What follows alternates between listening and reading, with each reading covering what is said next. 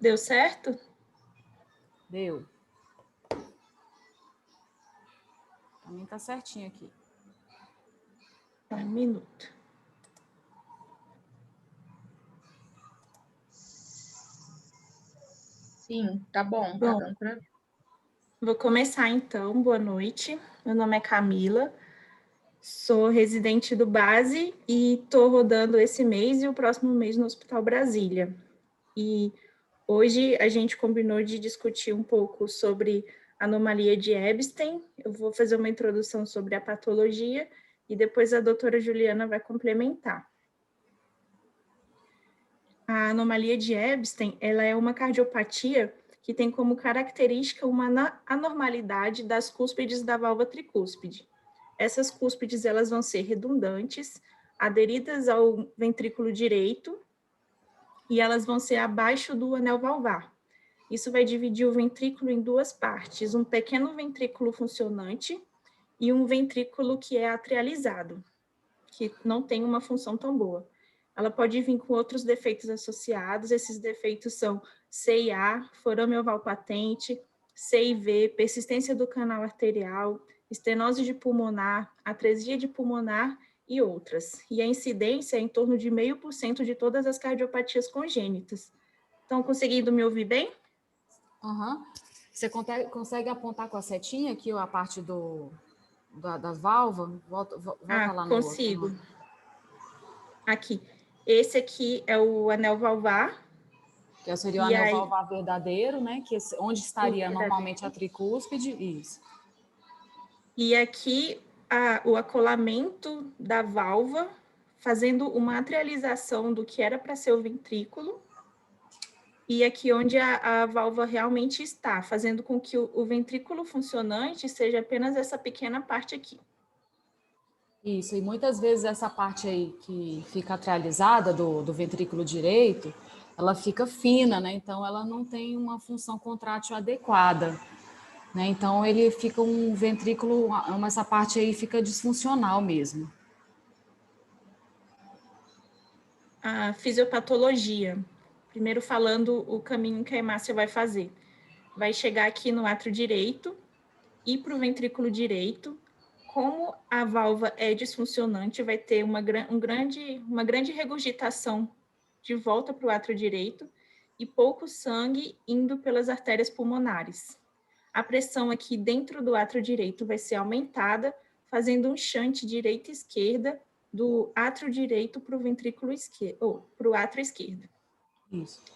E o grau de insuficiência valvar, ele depende do grau de acolamento dos folhetos da válvula tricúspide. A presença de cianose representa alteração hemodinâmica mais grave. Essa alteração vai ser tanto pela disfunção da válvula, quanto pela diminuição do enchimento ventricular direito. E, basicamente, a anomalia de Ebstein, ela se caracteriza com essas 4 coisas, que é uma válvula tricúspide anormal, uma regurgitação da válvula tricúspide, um forame oval patente ou uma CIA e uma dilatação do átrio direito. Os sintomas vão depender do nível de alteração. Se a alteração da válvula tricúspide for discreta, não vai ter sintomas. Se a alteração for importante, de forma isolada ou associada com outros defeitos, o paciente pode evoluir com insuficiência cardíaca congestiva direita e com hipoxemia. No período neonatal, ainda tem o padrão fetal, vai ter uma resistência pulmonar elevada, isso vai dificultar ainda mais o esvaziamento do ventrículo direito, vai ter uma piora da insuficiência tricúspide e vai levar a uma insuficiência cardíaca, hipoxemia e acidose metabólica. A sobrevida, ela vai depender muito do fluxo através do canal arterial. Então, logo quando nasce, é indicado o início de prostaglandina, para manter o canal pérvio. Porque grande parte do sangue que era para estar indo para o pulmão através das artérias pulmonares não vai estar sendo suficiente e vai precisar desse fluxo pelo canal. O diagnóstico ele pode ser ainda na fase fetal, com ultrassonografia após 18 semanas. e pode ser após ao nascer. Na ausculta, a gente pode perceber terceira e quarta bolhas, sopro sistólico em regurgitação na área tricúspide. Na radiografia, quanto maior é o tamanho do coração, maior é a gravidade da doença. E também vai ter um pulmão com a vascularidade pulmonar. Então, vai ser aquele raio-x que tem o pulmão mais preto. Nessa imagem aqui, mostra uma cardiomegalia bem considerável, bem parecido com o raio-x da Alícia. A TC de tórax e a angiotomografia, elas vão avaliar a pulmonar e a vascularização, devido à hipoplasia pulmonar que pode estar associada também. É porque durante o período fetal, né, o pulmão ele também não consegue se desenvolver, né, porque o coração ocupa um grande espaço no tórax, né? Então, aí até funciona, nos casos mais graves, pode funcionar tipo como uma clínica de hérnia diafragmática, né? Mais ou menos a mesma clínica. O eletrocardiograma vai ter uma P ampla e de duração aumentada. Esse eletrocardiograma da figura acima é o eletrocardiograma da Alícia. Ela tinha um padrão de ondas P amplas e aumentadas. Isso é uma característica do átrio aumentado. De V1 a V6 vai ter formas variadas de distúrbios de condução do ramo direito e complexo QRS de baixa amplitude. O Wolff-Parkinson-White ele pode estar presente em 30% dos casos. Na figura abaixo, na seta vermelha, está mostrando a onda delta do Wolff-Parkinson-White.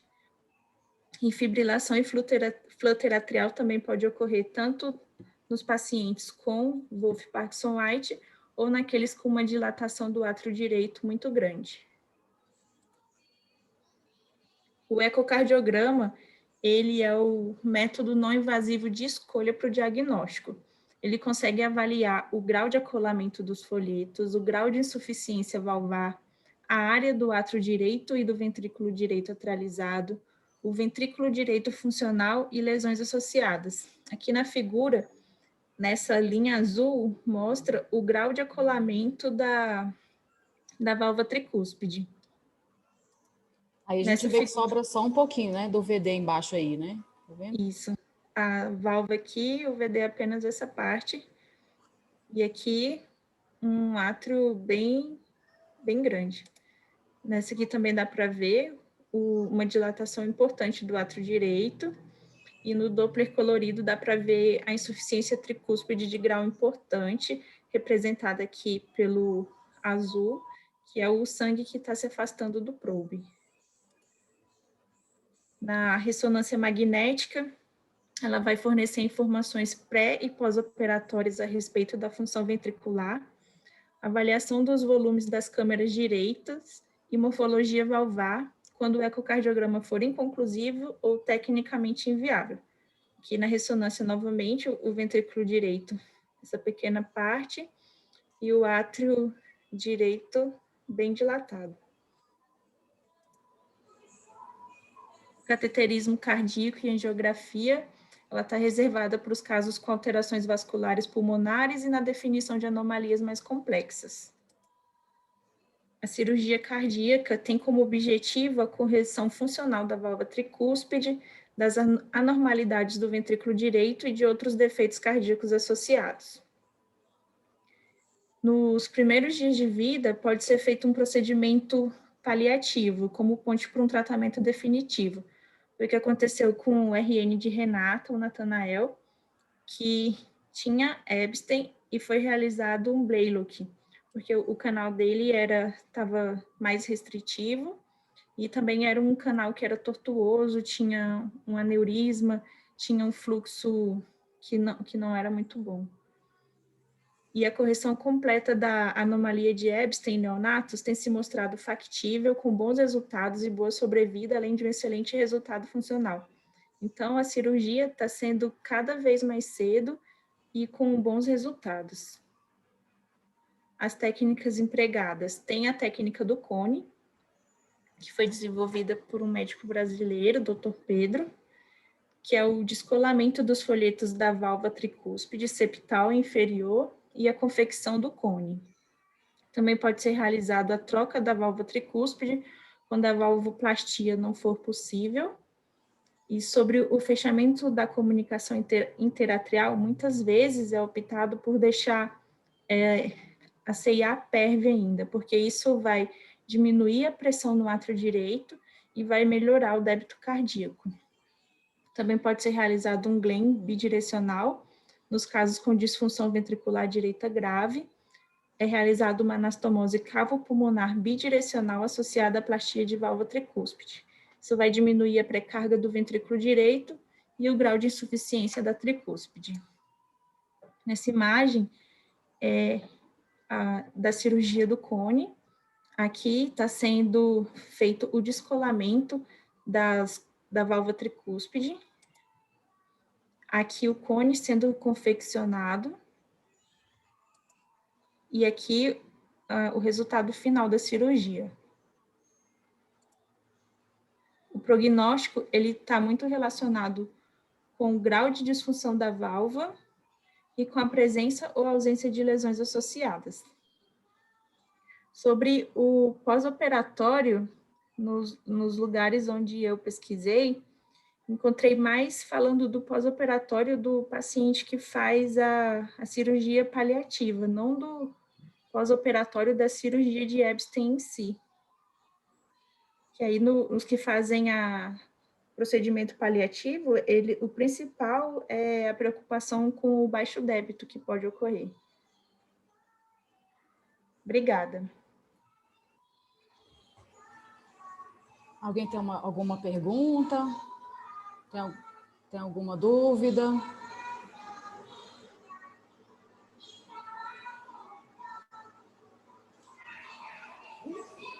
Eu acho que a gente podia... Ju. Pode falar. Pode falar. Não, é porque a gente teve a oportunidade de pegar 2 casos consecutivos aí no Hospital Brasília, né? 2 recém-nascidos. Espera aí que a gata quis participar aqui da reunião. Então, mas seria bom vocês aparecerem aí, né, gente? Porque falar com os números, cheio de letra aqui é ruim. Acho que todo mundo é de casa, né? Aí.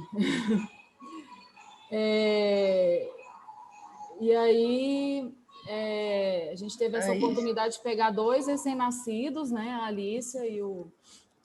Como é que era o nome dele mesmo? De Renata. E Natanael. O Natanael, e os 2 com uma evolução fatal. A Alícia não tinha um diagnóstico clássico de anomalia de Epstein, mas funcionava como, né? O diagnóstico dos 2 foi um diagnóstico fetal, né? E a Alícia com evolução pior, porque evoluiu com disfunção do VE ainda intraútero, né? Porque o VD ficou muito dilatado, pode ter comprimido o VE, a gente não sabe exatamente a causa. E o Natanael, que teve diagnóstico fetal, né? Aquela porção atrializada do ventrículo direito já era importante na vida intrauterina. E foi feito, então, um procedimento paliativo, um Blalock, né, para tentar manter o fluxo pulmonar, mas a dificuldade sempre nesses procedimentos paliativos é você pesar a mão no tamanho do shunt, né? Qual é o tamanho do tubo que você vai usar, né? Que faz uma conexão da artéria subclávia, geralmente à direita, né? Com pulmonar direita ou esquerda, depende lá.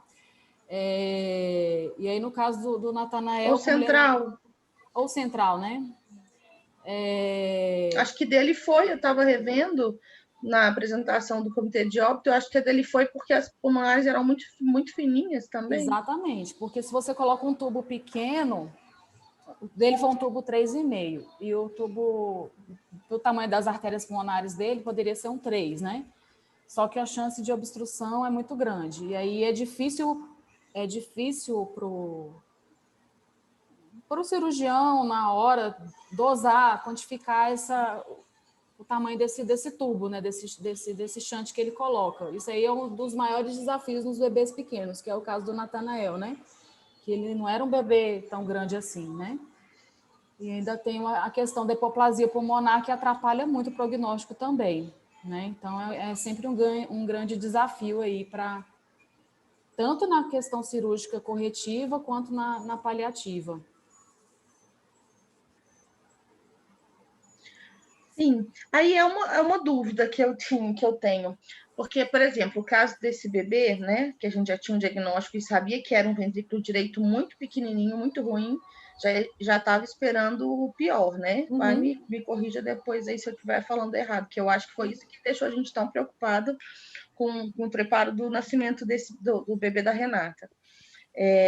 Qual que é a opção, então? Assim, eu teria chance de fazer, porque vou colocar um shunt que eu também não posso pôr muito pequeno, porque vai obstruir. Ao mesmo tempo, eu tenho um risco muito grande de pôr um grande e ele ficar roubando fluxo, que foi o que aconteceu com ele imediatamente, né, no PO imediato.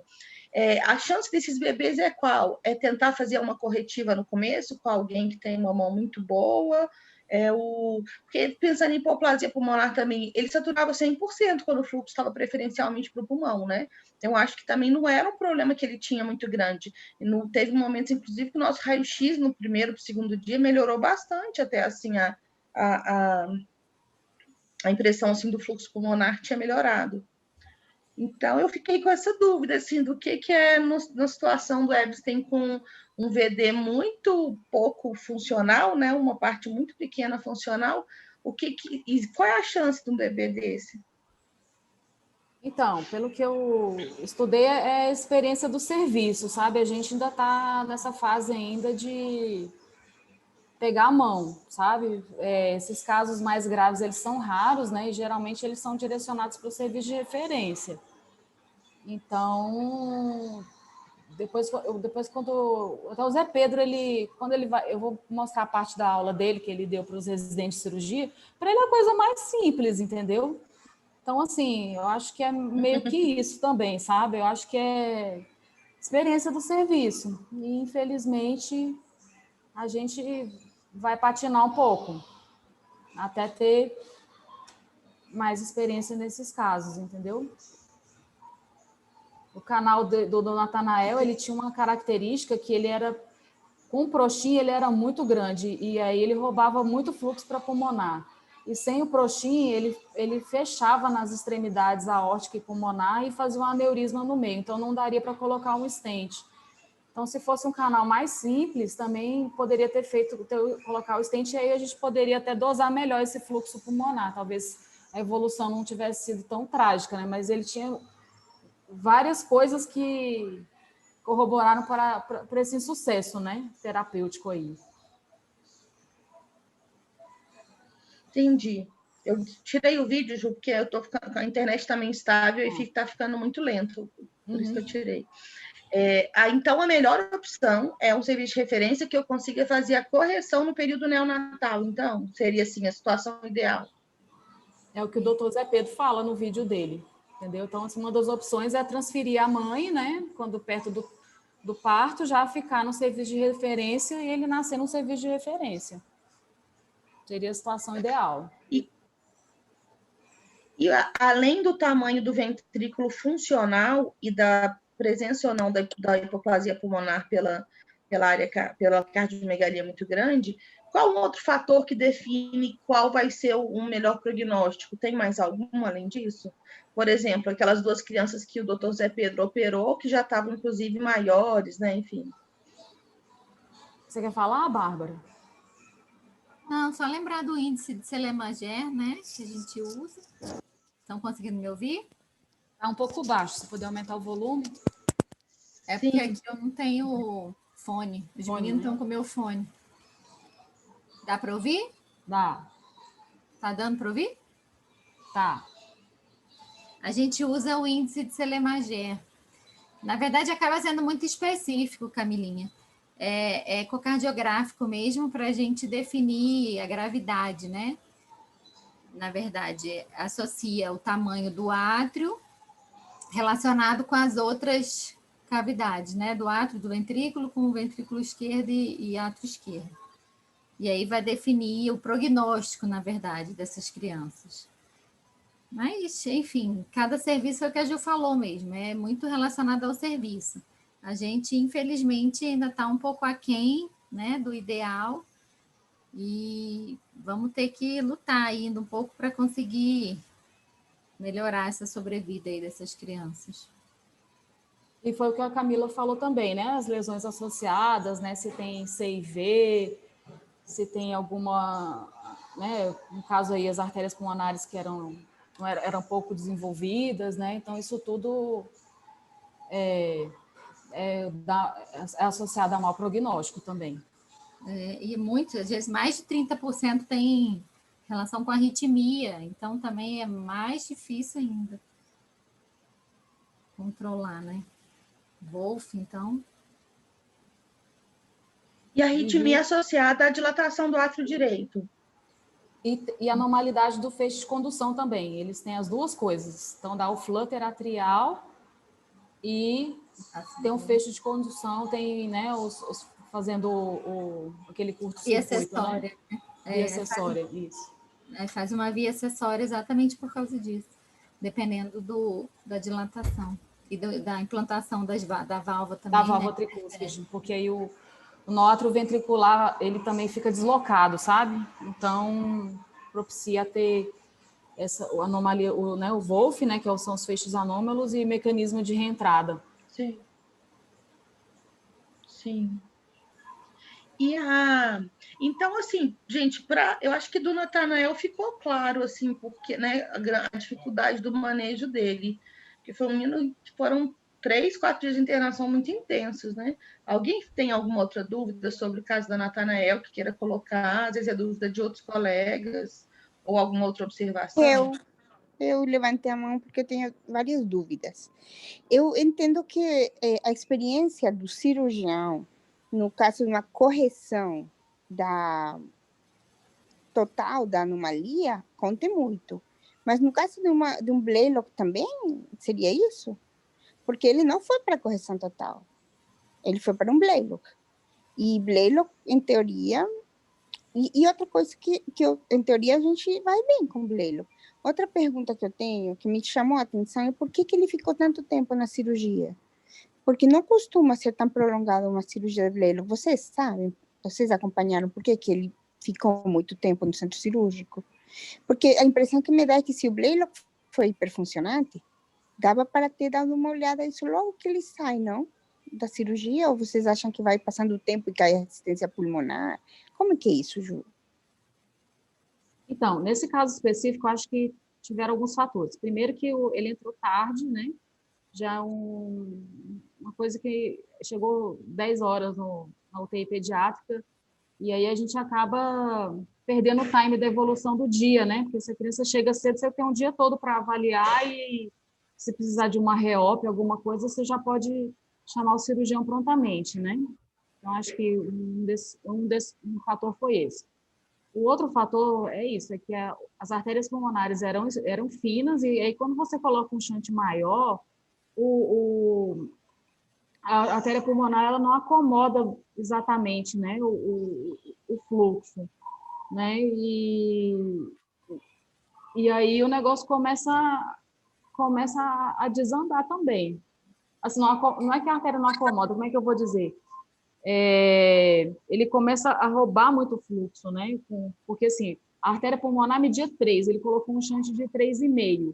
E aí você coloca aquele monte de fluxo lá dentro, né? E não tem um contingente muito grande para tolerar aquilo ali. Então, ele rouba muito, muito fluxo. Não sei se eu me fiz entender. E aí o débito sistêmico cai e começa a dar hipoperfusão sistêmica e infarto, né? Que provavelmente foi o que aconteceu com ele, aí ele parou e não voltou mais. Porque começa a dar hipoperfusão coronariana.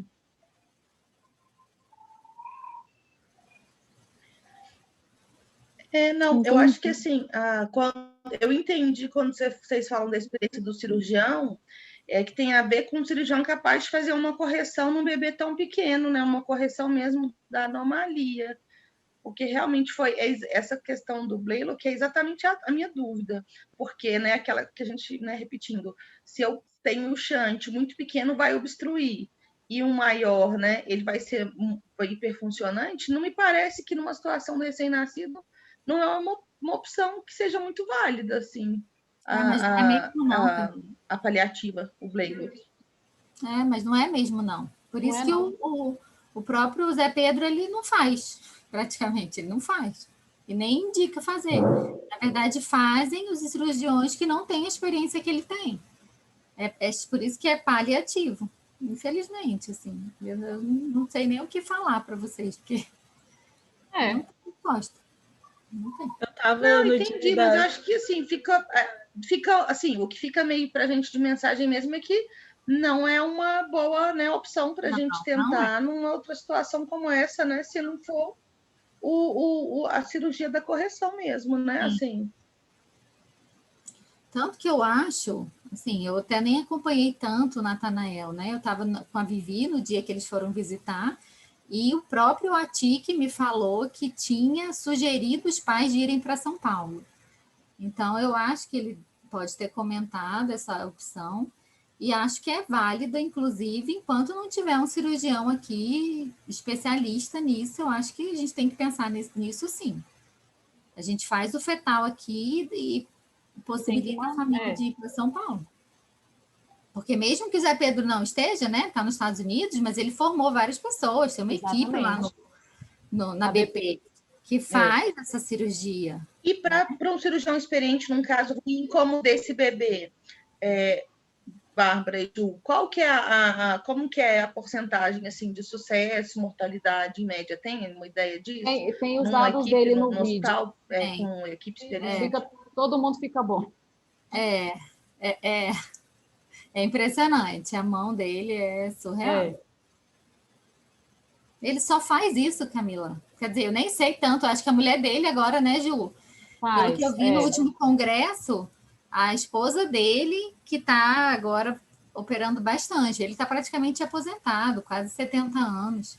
Mas ele forma ainda muito. Mas ele forma os residentes, ele forma equipe. Então, assim, ele está operando ainda, não está aposentado não, mas ele faz só os casos mais desafiadores, assim, né? Ele não faz mais o... Eu acho, inclusive, que a Ana Thalita fez com ele, Ju, na BP. Ela fez, né? Mas não tem experiência ainda, né? Não, sim, mas eu digo assim, eu acho que não sei, né? Tô fosforilando aqui. Mas eu acho que o Atik não deixa ela muito botar a mão na massa ainda, não. Mas ela fez com ele. A Ana fez com o Zé Pedro. Eu estava no dia da cirurgia e um dos motivos de ter demorado tanto foi porque a gente levou para o centro cirúrgico em volta de 4h30 da tarde. A cirurgia em si demorou mais ou menos 2 horas, 2h30, só que teve um atraso do cirurgião. E já estava todo mundo lá, doutora Ana, anestesista, o bebê já estava com o peito aberto, mas ainda não podia começar a cirurgia porque estava aguardando o cirurgião principal. Ainda teve aquela história da artéria, né? Que ela ainda teve que fazer uma hemostasia lá, né? Que o catéter estava na artéria. Isso. Ainda fez hematoma, né? Teve que arrumar lá.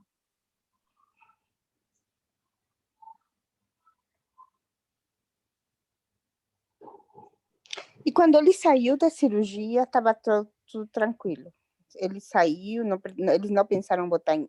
Assim, queria... Porque se a gente está pensando em que o Blaylock roubou fluxo, isso foi gradativo, então, vocês acham que foi gradativamente? Porque eu estou perguntando porque muitas vezes eu vi cirurgias feitas aí no hospital e demoraram porque o bebê não consegue se adaptar, aí o Nestor entra novamente e ajusta e não sei o quê. Eu pensei que nesse caso, em alguns casos, talvez dê para ver mais cedo se dá para sair do centro cirúrgico com um fluxo adequado. Não sei, estou pensando para a gente pensar em alguma coisa que podia ter mudado esse prognóstico, por exemplo. Não sei. É uma curiosidade minha. Nesse caso específico, Vivi, assim, eu vou fazer até a minha meia-culpa, porque, e também para a gente melhorar o serviço, foram alguns fatores, né? O primeiro que chegou tarde, e depois que chegou, ele chegou com o tórax aberto. E aí a as enfermeiras começaram a trocar curativo, não sei o que, aquela confusão, lá. Eu sei que eu consegui entrar no menino bem mais tarde, já era quase 11h30 da noite, 11h15, entendeu? Para fazer o eco. E com o tórax aberto eu realmente não consegui ver nada. Eu consegui só ver o subcostal. E como as enfermeiras até tinham acabado de trocar o curativo, aí eu assim, o bleilo que tá bom, né? A saturação tá boa, a pressão tá boa, tá tudo bem. E aí chegou uma gasovenosa que estava com uma saturação, gasovenosa não, uma gasoarterial com gasovenosa com a saturação de 13%. Então, a gente achou que a gaso estivesse errada, entendeu? Então, assim, eu acho que num caso desse, uma criança grave, já dando sinais que a saturação venosa estava muito baixa, a gente começou a voltar a droga, voltou tudo, né? Aumentou a adrenalina, aumentou a nora, não sei o quê, e ao longo da madrugada ele só degringolou, assim, porque o shunt estava hiperfuncionante. A Roberta está até aí, ela pode falar também. Então, assim, no meu caso, eu acho que eu errei em não ter tirado de novo o curativo, entendeu? Eu devia ter olhado com mais propriedade ali, mas é isso, né? Como também a enfermagem, às vezes, entra lá e quer fazer e não deixa a gente entrar, e aí acho que atrasou um pouco. Então, foi o tempo quando eu entrei, terminei tudo, já era meia-noite. Então, assim, até que liga para o cirurgião depois, até esperar a evolução, até isso, até aquilo outro, foi 4h30 da manhã. Que foi quando acho que eu saí de casa e cheguei lá umas 4h30, 5 horas, né? E aí já ligamos para o ATIC, e ele chegou umas 5h30, e aí foi uma fatalidade. Ele abriu o tórax lá para tentar bandar o Blalock, e aí a criança já tinha infartado e não voltou mais. Foi meio trágico, assim, sabe, a evolução. Então, acho que foi uma série de erros, eu acho, que a gente tem que corrigir para as próximas vezes. Ô, Vivi, Sim, senhora. essa criança, ela já chegou com uma acidose metabólica do centro cirúrgico. O anestesista me passou que já tinha feito uma correção de BIC, e na primeira gaso, foi essa que a Ju falou, que tinha uma saturação venosa central, que a gente não acreditou, porque a clínica não conduzia, era de 13, Isso. e o BIC era de 17. E aí a gente já fez uma nova correção de bicarbonato. Então, ele não chegou redondo, não. Confundiu também, na verdade, é que ele chegou saturando 100%, mas ele estava com óxido nítrico ainda, né? Então, a gente achou que talvez fosse por conta do óxido que estava ligado, e a gente já estava reduzindo, né? Entendi. Tá bom. E o ATIC falou que achava que estava com hiperfluxo mesmo, ele cantou a bola, mas foi uma evolução realmente bem rápida. Eu tive a impressão de que seus pais não estavam preparados para ir para São Paulo, porque eles descobriram essa anomalia um pouco tarde. Se eu não me engano, eu participei de uma reunião da maternidade. Então, assim, não sei se a gente vai conseguir fazer isso, mandar todo mundo para São Paulo, mas talvez a gente consiga pensar em um Blalock hiperfuncionante. O segundo Blalock que eu vejo que a gente suspeita que infarta, né, o menino, eu fiquei pensando nisso. A gente vai, infelizmente, em algum momento a gente vai ter que fazer novamente um Blalock, porque não tem alguém experiente para fazer uma correção. Eu acho que o Nestor não faz essa cirurgia, Ju? No período Epstein. neonatal, eu já vi ele fazer uma vez lá no Santa Marta, numa menina de 3 meses. Olha, foi bem ou foi mal? Menina, foi assim, surreal o negócio, porque ele ficou com medo de colar muito a válvula e furar o ventrículo, e a gente lá no intraop fazendo o eco e não sei o quê. Eu sei que essa menina ficou lá 2 meses na UTI de Santa Marta, ela tá, eu vou mandar até a foto para vocês. Tá lá, menina, ela ficou com algumas sequelas, mas ela é um pouco sindrômica, assim, mas, assim, tá viva, tá com a ciência tricúspide, burral, mas conseguiu recuperar, entendeu? Assim, foi uma coisa bem heróica, então não vou te falar que foi, assim, uma coisa foi sorte, assim, eu vou dizer que a menina não morreu também, sabe? Entendi. O negócio foi Entendi. difícil, sabe? Foi bem complicado. Aí eu não sei agora com a vida do Zé Pedro, né? Com aqueles 2 casos que o Nestor entrou. É isso, é treinamento, né? É mão, tem que pegar a mão, né? Na nossa parte, eu acho que a gente tem alguns ajustes para fazer, né? Na UTI, que a gente pode melhorar, né? Então, acho que é isso, né? Evitar de fazer essas cirurgias complicadas à noite, porque isso aí atrapalha muito, né? Então, a questão da enfermagem, a gente talvez orientar que esse negócio de trocar curativa é depois que fizer o eco, porque a gente não consegue chegar no paciente. Aquela questão da mãe ficar internada junto com a criança também foi um fator que atrapalha muito, que não tinha espaço e a mãe lá, entendeu? Então, assim, foi uma situação muito ruim, eu acho, sabe? Eu acho que a gente tem algumas coisas que a gente pode depois, um outro dia, sentar e discutir melhor, né, com a equipe toda. E com respeito à internação de alojamento conjunto dos pacientes, a gente já tomamos algumas atitudes, já não os pacientes que vão precisar de intervenção precoce, a mãe vai se recuperar em um quarto diferente do bebê, porque a gente, pela primeira vez, não, segunda vez, né, que a gente acha que isso pode atrapalhar, mas nesse caso específico, a mãe agradeceu muito poder ter podido ficar junto o tempo inteiro, por incrível que pareça, né? E é isso. Acho que eu não tenho mais dúvidas, não. Era o que eu tinha para falar. Eu queria agradecer a vocês pelo empenho de preparar o caso, de discutir, de convidar a gente, né? E não sei se alguém tem alguma outra coisa para colocar. Só se vocês quiserem ver um pouquinho do vídeo do Zé Pedro, eu já botei no ponto aqui. Claro, Acho que ele, claro. quem quiser sair, vai saindo, né? Acho que seria bom a gente assistir, assim, né? Da Alice alguma coisa, porque eu saí rapidinho, porque eu tive problema com a internet, mas a gente também não abriu para alguma dúvida sobre a Alice, né? Ou algum acréscimo. A Alice é igual, mas é diferente, né? A clínica era igual, mas assim, não fechava critério não, mas a evolução foi igual. Sim. Ainda tem essa taquicardiomiopatía, né, que a gente supõe que ela tenha feito intraútero, que realmente atrapalhou toda a evolução dela, que eu acho, inclusive, que mesmo, talvez, com o Zé Pedro, talvez ela não tenha nem sobrevivido também, porque o ventrículo dela realmente era muito ruim.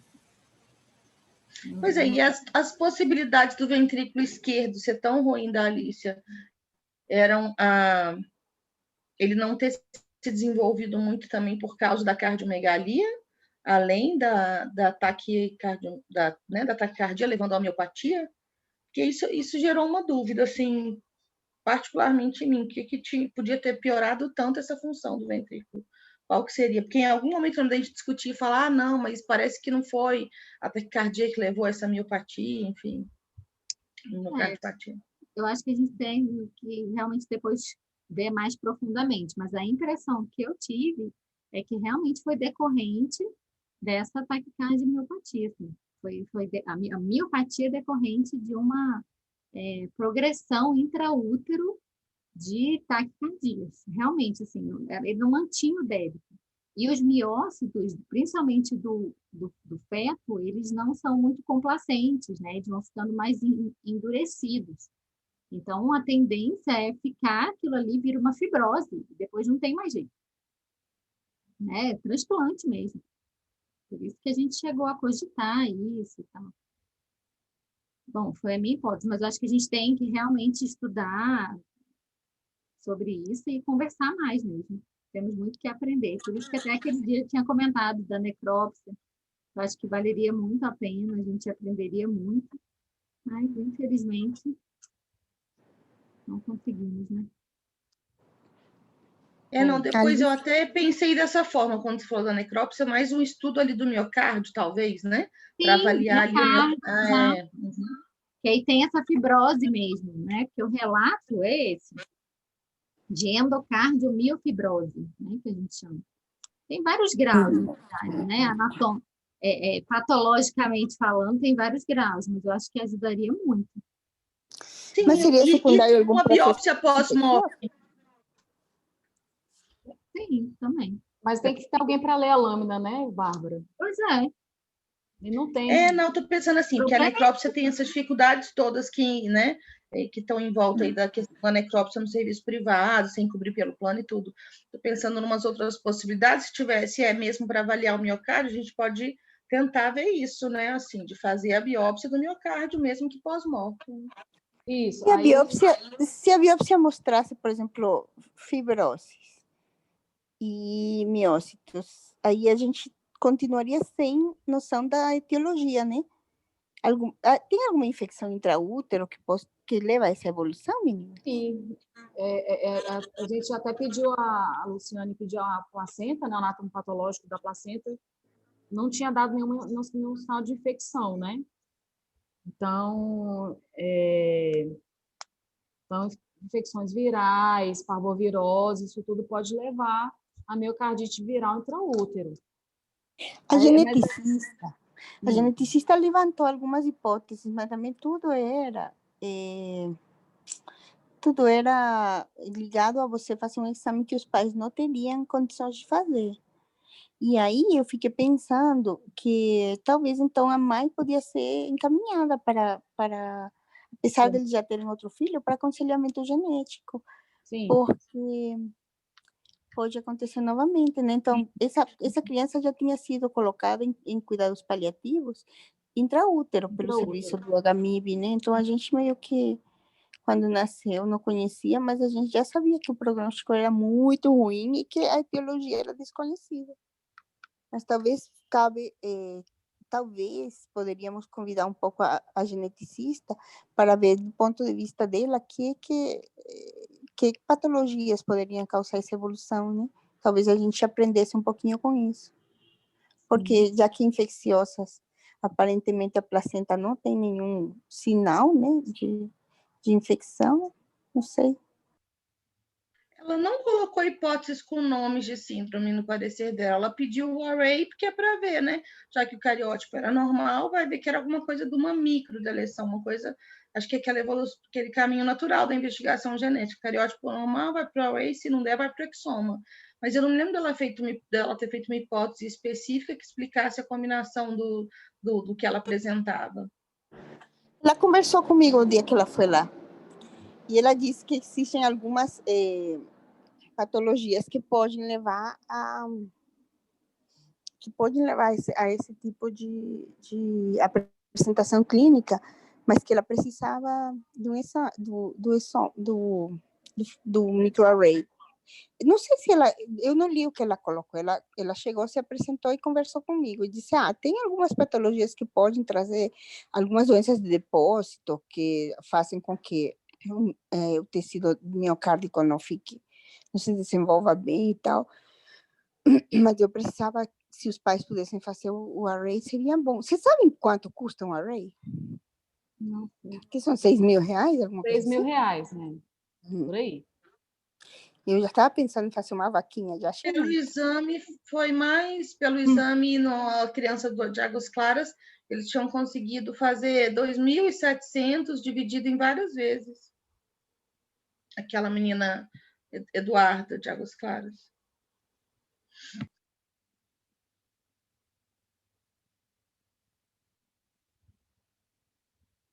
Eu já não sei.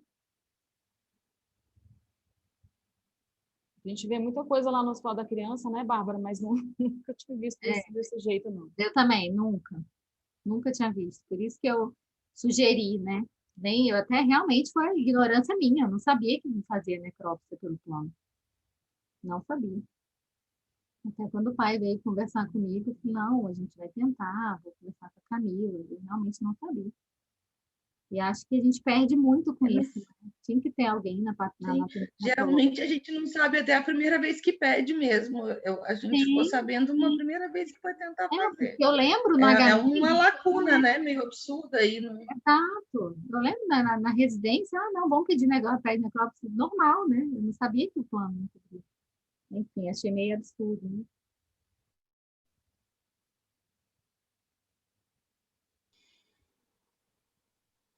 Mas foi muito bom, gostei muito da discussão. Parabéns, Camila, foi ótima, viu? Foi a aula? ótimo, Camila. Muito bem. É um assunto bem difícil, né? Muito bom. Obrigada. Deslanchou, tranquilo. Queria agradecer a doutora Juliana, também a doutora Bárbara, por compartilhar o conhecimento comigo. Realmente, cardiopatias são áreas bem complexas e obrigada. Foi ótimo. Vocês querem ver o videozinho? Vai, põe aí. Deixa eu achar ele aqui. Vira aí? Apareceu? Apareceu. Então, aqui ele vai falar justamente daqui que você perguntou lá, viu? Do prognóstico. Deixa eu voltar aqui um pouquinho o vídeo. Relação ao folheto anterior. Aqui ele está falando de outras técnicas, né? E aí ele diminuía o anel, aplicava o anel, e ficava um folheto melhor posicionado. Ixi, parou, né? Tá escutando? Tinha sido tinha feito alguma cortada, alguma Tá bem baixinho, Ju. conexões anormais. Ele fala baixo mesmo, viu? Mas ele não completava o círculo. E depois veio o Paliver, fez a mesma técnica. Só que ele não usava o anel de Carpentier. Essa direita aqui é o Carpentier. Ele põe um anel para completar isso. O Paliver não fazia isso porque ele operava pacientes, crianças. Ele não realmente queria fazer. O Carpentier operava pacientes mais velhos. Aí, as indicações na época eram pacientes sintomáticos, pacientes funcionavam 3, 4, New York, e com traço funcional 1 e 2, porém com cardiomegalia, né? Se tivesse uma cardiomegalia com descanso clássico, 5%, então a progressão, a dilatação contínua do ventrículo direito. Esse índice, esse era predictivo de morte súbita. E também pacientes com cianose significativa, com polissemia. E embolia paradoxal.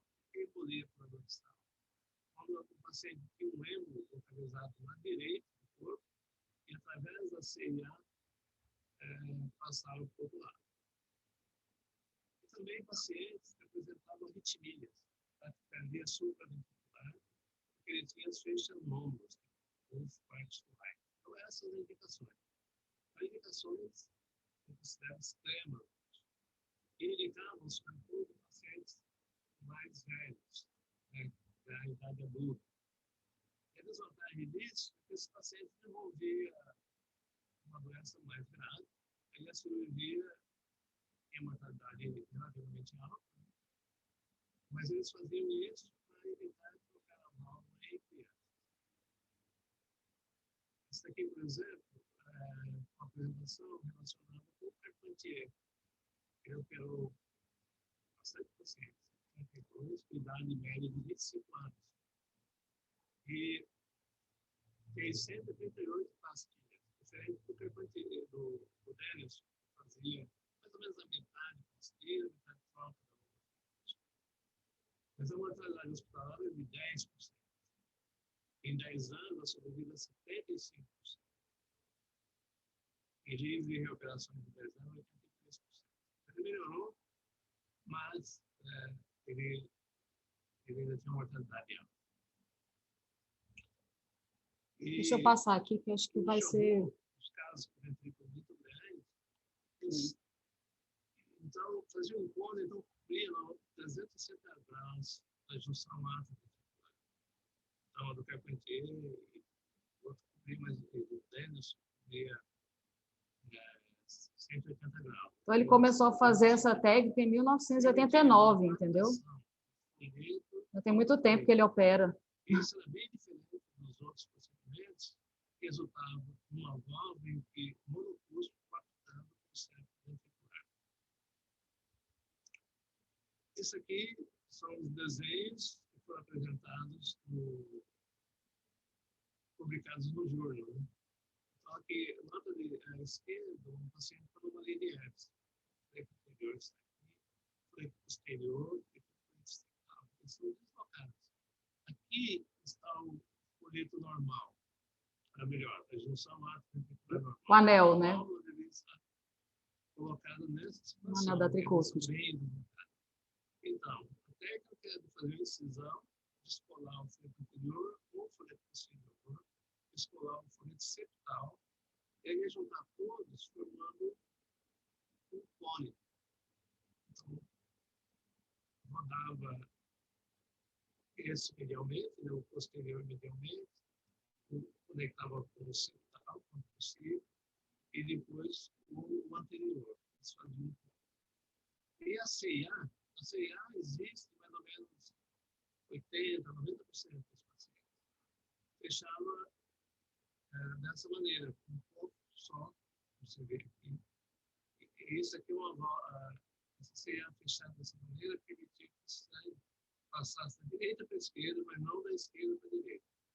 Qual a razão de fazer isso? A razão é que, logo depois da cirurgia do cone, os pacientes de recuperação podem apresentar disfunção do ventrículo direito. E aí, se não tiver um escape, ele cria baixo débito. Com o escape, ele vai continuar um pouco cianótico, mas com débito perpendicular normal. Aí o ventrículo direito vai melhorar e a CIA fecha sozinha, começa a funcionar bem o ventrículo direito. Isso aqui é a repetição do que eu falei agora em inglês, né? Falando que é a técnica de operação. Eu vou passar um caso aqui que ele operou, que acho que fica bem legal aqui, quer ver? Ele Aqui, ó. não conseguiu se descolar, certo? Ele está lá, mas existe um plano de private. E isso pode ser aproveitado durante a cirurgia. Aqui, então, a operação. Então, abrindo o arco dele, tranquilamente. Aqui é o folheto anterior. Aqui é o folheto posterior, o inferior. E aqui o folheto septal, bem pequeno. Nós começamos inserindo o folheto anterior.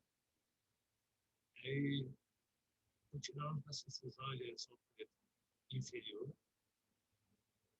Cortamos todas as conexões anormais e ele ficou livre, bem bom. Folheto anterior e posterior. Vamos para o outro lado, a outra professora, e descolamos o folheto anterior e o quarto septal. Esse aqui é o músculo papilar medial. E, finalmente, vamos para o restor do septal. Seria isso, folheto septal. Conseguimos descolar e conseguimos um folheto razoável. Nós vamos bem distalmente, tentativa de reunir esse tecido com a área pequena. Fazer o ápice. Depois nós conectamos o ventrículo, aliás, o folheto septal anterior e o folheto septal o folheto inferior. Duas suturas. Está feito todo. E nós temos que procurar perfurações e suturar, como essa daqui, por exemplo. As perfurações que estão proximais. Então, feito o cone, eu não vou clicar no ventrículo direito. Essa parte do ventrículo direito é muito fininha. Então, nós clicamos em duas suturas. Vamos clicar agora o anel da válvula tricúspide. Então, essa picatura, depois essa outra picatura junto à comissura anteroseptal, né? E uma outra aqui em 12 horas. E depois vamos reposicionar a válvula, então, na sua posição normal. Olha aqui, a válvula está sendo reposicionada. Essa região aqui é perto da sua posição, especialmente aqui, nós temos pontos bem mais delicados. E aqui testamos a válvula. Ela encheu perfeitamente o ventrículo e não escapa nada. Aqui, então, mostrando que a válvula abre muito bem e não tem regurgitação, regurgitação mínima. Essa mesma criança foi estudada 3 anos depois da operação. Aqui à esquerda, você vê a válvula tricúspide abrindo, fechando, muito bem. É excelente captação. Aqui você vê que a válvula mitral é um pouco maior que a tricúspide, foi reduzida para isso. Mas com o tempo, os anéis têm a válvula. aqui uma outra visão mostrando a função do ventrículo direito. E aqui o ventrículo direito tem uma função melhor do que o tempo. E aqui você vê o cone. Aqui as ligações do cone e tempo anterior, perto do ápice direito. E aqui a figura do cone. Aqui vai mostrar um caso. Aí tem vários... Eita, peraí, deixa eu parar ali. Parou de aparecer o som? Não, sumiu a imagem, Ju. Mas sumiu a imagem, tá dando para ver agora. O som parou? Gostei. Não. O som, mas está tão baixinho. Tá atrapalhando muito. Parou de compartilhar? Parou. Parou. Então, pronto. Era isso que eu queria mostrar. E uma vez que a cirurgia é bem sucedida, igual ele está mostrando aí, esse é 3 anos depois, sobrevida desses pacientes. Então, é bem alta a sobrevida É isso dele. que ele falou, em torno de 70 aí. Esse aí ele tem a tabela dele também, mas era assim, 90%. E depois tem mais para frente, que eu não sei onde é que está exatamente a planilha dele, sabe? É porque senão vai demorar demais, que essa aula aí para os residentes demorou 2 horas. Tá aí no, porque ele vai mostrando a técnica para os residentes, sabe? Aí depois, se vocês quiserem, quem tiver paciência aí para ver, é bem legal. Muito legal. Para os grupos. Oi? Muito fé. Eu encaminhei para os grupos para o pessoal ver depois com calma ali as partes. É impressionante o eco, né? Com 3 anos depois, a válvula Fica normal. Ele tem uma mão abençoada. Sim. Bem, gente. Muito obrigada, Lu. Muito legal a aula. Então, assim, se alguém tiver animado aí, algum residente quiser apresentar a transposição, eu estou à disposição.